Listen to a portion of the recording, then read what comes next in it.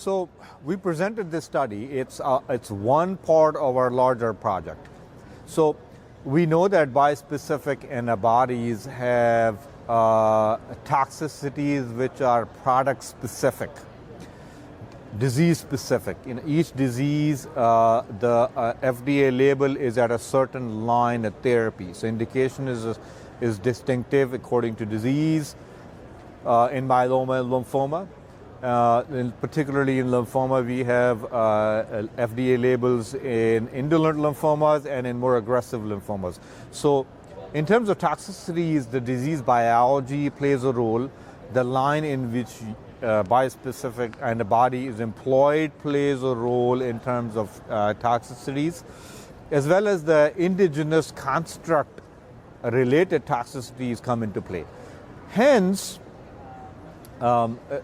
it's important to gauge toxicities as a whole, and to that end, non-relapse mortality really represents a cumulative estimation of all toxicities, including infections, cytokine release syndrome, neurotoxicities, including ICANS and non-ICANS neurotoxicities, and some of the other product-specific neurotoxicities, such as mucocutaneous issues with talquetamab. Now, so that's NRM. The other piece of fact is that clinical trials do not report NRM as a safety endpoint as part of the trial design. Hence, it's imperative that this data is generated in the real world, and we put that out there. In the real world, the limitations are that it takes a large pool of patients to create generalizable, interpretable, and clinically anywhere close to practice-changing type of data. So what we are doing, we are sort of leveraging database from FAERS, which is FDA Adverse Event database, and we're doing systematic review meta-analyses of registrational trials, and then we are creating a consortium of academic centers with high volume of bispecifics.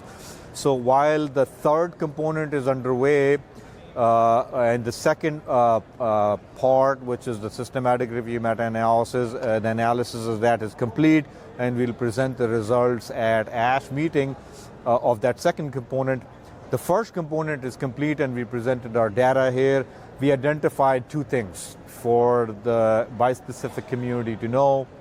One is that non-relapse mortality is driven nearly as much by infectious complications as with all of the other complications put together.